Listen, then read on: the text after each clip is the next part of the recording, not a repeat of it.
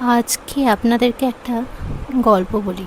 এটা অ্যাকচুয়ালি গল্প বলা যায় না, এটা থেকে আমাদের অনেক কিছু শিক্ষাও নেওয়া যায়। এটা শিক্ষামূলক গল্প।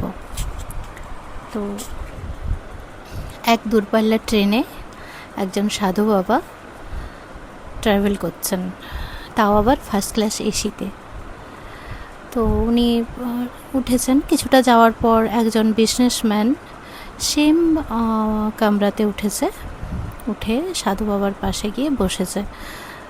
তো উনি সাধু বাবাকে দেখছেন আর নিজের সঙ্গে তুলনা করছেন যে সাধু বাবা, সে আবার ফার্স্ট ক্লাস এসিতে ট্রাভেল করছেন, তো নিশ্চয়ই আমার সমকক্ষই হবে, শুধু পোশাকটাই মনে হচ্ছে আলাদা। তো ওটা নিজে নিজে ভাবছে, সাধু বাবাকে বলছে যে তো উনি বলছেন, বিজনেসম্যান উনি সাধু বাবাকে বলছেন যে সাধু বাবা, আমরা কিন্তু পোশাক ছাড়া আমরা কিন্তু একই, দুজনে আমরা একই। তো সাধু বাবা প্রথমে অতটা ঠিক গ্রাহ্য করেনি, তারপরে উনি বুঝলেন যে ওনার খিল্লি ওড়াচ্ছে। তো উনি বললেন যে বাবা তুমি কি বলছো, আমি ঠিক বুঝতে পারছি না। বলছে না, আমরা পোশাকটাতেই শুধু আপনি গেরুয়া পরে আছেন আর আমি জামা প্যান্ট পরে আছি, বাকি সব টাই প্যান্ট কোট পরে আছি, বাকি সব একই। তো তখন সাধু বাবা চুপচাপ বসলেন, কিছু বললেন না।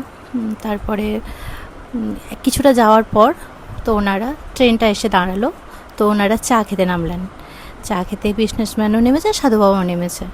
তো আর কি, তো তখন সাধু বাবা বললেন যে হ্যাঁ বাবা, তুমি তখন কি যেন বলছিলে যে আমরা দুজনে একই, আমি তো ঠিক তখন বুঝতে পারিনি, তুমি আমাকে এখন বুঝিয়ে বলো। আর এদিকে ট্রেন তখন ছেড়ে দেবে, বাস ছেড়ে দিয়েছে, সিগন্যাল দিয়ে দিয়েছে। তো তখন উনি বলছেন যে, তখন বিজনেসম্যান বলছেন যে আরে ছাড়ুন সাধু বাবা, এখনই কথা ছাড়ুন, ট্রেন ছেড়ে দিচ্ছে, চলুন, আমার অনেক লাগেজ আছে, ট্রেন এক্ষুনি ছেড়ে দেবে। তো তখন সাধু বাবা ওনার হাতটাকে চেপে ধরেছেন, দিয়ে বলছেন যে না, তুমি কি যেন বলছিলে যে আমরা দুজন একই, আমাদের শুধু পোশাক আলাদা, বাকি আমরা সব একই, এটা তো তোমাকে ব্যাখ্যা করে বলতেই হবে। তখন পুরো বিজনেসম্যান পুরো পাগলের মতন হয়ে গেছেন যে হ্যাঁ, তার এত দামি দামি লাগেজ আছে। তো তখন উনি বলছেন সাধু বাবা, লাগেজগুলো আছে, ট্রেন ছেড়ে দিচ্ছে। তো তখন বলছেন সাধু বাবা, আমার লাগেজ আছে। বলছে, তখন সাধু বাবাও বলছেন লাগেজ তো আমারও আছে। হ্যাঁ, তো তখন উনি বুঝতে পারলেন যে ওনার সাথে ওনার পার্থক্যটা কী। তখন উনি সাধু বাবার কাছে হাত জোড় করে বললেন যে বাবা, আমার ভুল